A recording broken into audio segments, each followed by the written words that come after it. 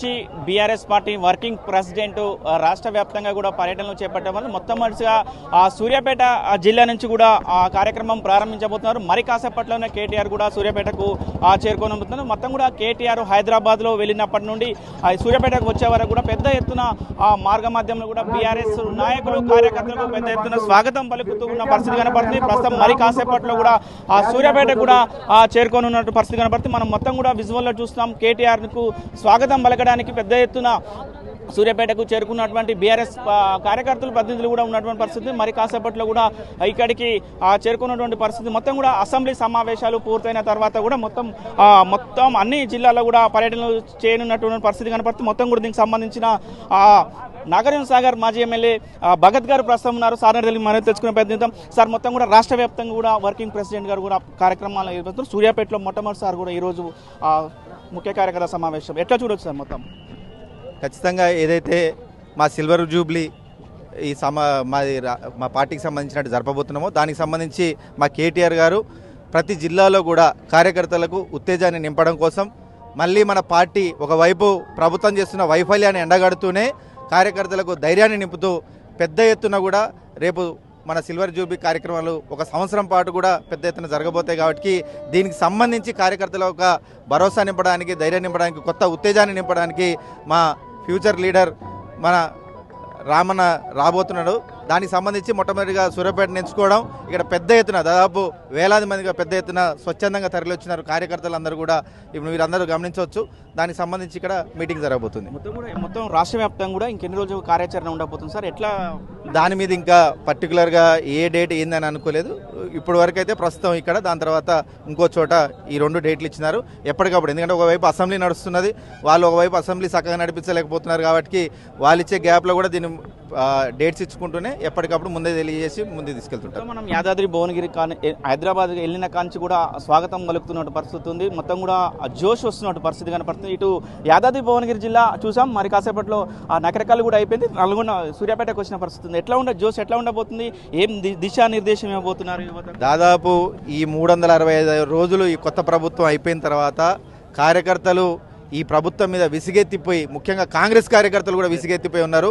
అందులో దాని నుంచే పెద్ద ఎత్తున ఉత్తేజాన్ని నింపుకొని ఈరోజు మళ్ళీ బీఆర్ఎస్ పార్టీ మళ్ళీ 5 ఏళ్ల తర్వాత మాదే వస్తుందన్న కసి, ఆ పట్టుదల మా కార్యకర్తలు ఉంది. కాబట్టి పెద్ద ఎత్తున దాన్ని ఇంకా సక్సెస్ఫుల్ చేసుకుంటూ ప్రభుత్వాన్ని మెడలుంచి, వాళ్ళు ఏదైతే తప్పుడు హామీలు ఇచ్చి ఈరోజు ప్రభుత్వంలోకి వచ్చినారో వాళ్ళు మెడలు వంచి మళ్ళీ పనిచేయడానికైనా కానీ ఒకవైపు బీఆర్ఎస్ పార్టీ తరఫున ఉద్యమించి వీళ్ళందరితో పనిచేయడానికి కేటీఆర్ గారు రాక ఎంతో తోడ్పడుతుందని చెప్పగలుగుతారు.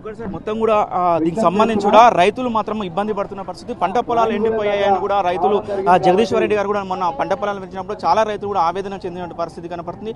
ఇవన్నిటిని కూడా అసెంబ్లీలో లేవనెత్తన క్రమంలో కూడా సస్పెండ్ చేసిన పరిస్థితి ఉంది. ఎట్లా చూడొచ్చు మొత్తం సస్పెండ్?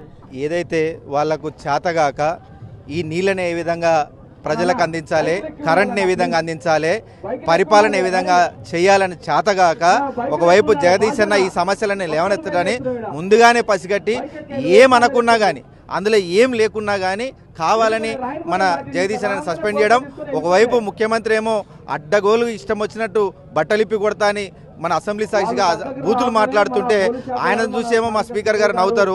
ఏమనుకున్నా ఒకవైపు మా జగదీశ్ అన్నని మాత్రం ప్రజల సమస్యలు లేవనెత్తడన్న భయంతో సస్పెండ్ చేయడం మేము తీవ్రంగా ఖండించినాం. దాన్ని మేము కోర్టు ద్వారా కూడా ముందుకెళ్తాం ఖచ్చితంగా ఫ్యూచర్లో. ఎందుకంటే ఇది ఈరోజు జరుగుతుండొచ్చు, రేపు మళ్ళీ వచ్చే 4 సంవత్సరాలలో ప్రజల తరఫున కొట్లాడేటప్పుడు మళ్ళా సస్పెన్షన్లు పెట్టుకుంటాం అంటే ఊరుకునేది లేదు. అన్ని విధాలుగా అన్ని వేదికలలో ప్రజలకు న్యాయం జరిగే విధంగా ఎక్కడైనా కొట్లాడతాం. చివరిసారిగా బడ్జెట్ ప్రవేశపెట్టారు. బడ్జెట్ ఏ విధంగా ఉంది? చివరిసారి బడ్జెట్ కాదన్నా, వాళ్ళకి 2వ బడ్జెటే. ఆ బడ్జెట్లో ఏం లేదు, ఏం చేయకుండానే, అసలు వాళ్ళు ఒక్క పథకం అమలు చేయకుండానే ఈరోజు వాళ్ళు బడ్జెట్ ప్రవేశపెట్టి వాళ్ళు ఏదైతే మాట్లాడుతున్నారో దాంట్లో ఏ విధంగా కూడా ఈరోజు బడ్జెట్ సరిపోదు వాళ్ళు ఇచ్చిన హామీలకు అని చెప్పేసి మనం మాత్రం కొట్లాడుతాం. మొత్తం కూడా ఇది నాగార్జున సాగర్ మాజీ ఎమ్మెల్యే భగత్ గారు చెప్తున్న పరిస్థితి ఉంది. మరి కాసేపట్లనే కేటీఆర్ కూడా ఇక్కడికి రాబోతున్నారు. వచ్చిన క్రమంలో కూడా పెద్ద ఎత్తున స్వాగతం పలకడ. మేడం మొత్తం కూడా సార్ వస్తున్నారు, ఎట్లాంటి స్వాగతం పలుకుతున్నారు? ఘన స్వాగతం. మహిళలందరం కూడా మహిళలందరూ కూడా ఘన స్వాగతం పలుకుతున్నాం. ఎందుకంటే మహిళా సాధికారతను పెంచిన పార్టీ ఏదైనా ఉందంటే బీఆర్ఎస్ పార్టీ. కాబట్టి మహిళలందరూ కూడా ఏకపక్షంగా ఈ రోజు మహిళల్లో నూతన ఉత్తేజం మొదలైంది. ఎందుకంటే మహిళలను ఆదరించిన పార్టీ ఏదైనా ఉందంటే బీఆర్ఎస్ పార్టీ. కాబట్టి ఘన స్వాగతం పలకడానికి కేటీఆర్ గారికి మహిళలందరం కూడా ఇక్కడ నిల్చున్నాం. నాయకుడు కేటీఆర్ గారు సూర్యాపేట జిల్లా వస్తున్న సందర్భంగా మీరే చూస్తున్నారు, బ్రహ్మాండమైన ఆదరణ ఉంది, మంచి స్పందన ఉంది. అందరం కూడా స్వాగతం పలుకుతున్నాం. ఈ జిల్లాలో ఉన్నటువంటి కరువు పరిస్థితులు కూడా వారికి చెప్పాలి జిల్లా పార్టీ నుంచి. తర్వాత రేపు రాబోయేటువంటి 25 సంవత్సరాల పార్టీ ఆవిర్భావం వరంగల్లో జరిగే సభకు కూడా జన సమీకరణ ఇతర అంశాల మీద వస్తున్నారు. పెద్ద ఎత్తున కార్యక్రమం ఎంతమంది కూడా పాల్గొంటున్నారు సార్? ఎంతమంది కార్యకర్తలు కూడా ఈ సమావేశానికి వచ్చే అవకాశం? ఇవాళ ముఖ్య నాయకులు అన్నా కానీ ఆగుతలేము. ముఖ్య నాయకులు పోయి బహిరంగ సభ అవుతుంది. అంతే మనం చూసినాం. అయితే యాదాద్రి భువనగిరి జిల్లా చౌటుప్పల్లో కూడా పెద్ద ఎత్తున స్వాగతం పలికిన పరిస్థితి ఉంది. ఇటు నకరకల్లో కూడా అయింది. ఇప్పుడు ఇక్కడికి వస్తున్నారు. ఎట్లా అనిపిస్తుంది మొత్తం జోష్? బ్రహ్మాండమైన స్పందన ఉన్నది. రాబోయే రోజుల్లో ఈ కాంగ్రెస్, అవినీతి కాంగ్రెస్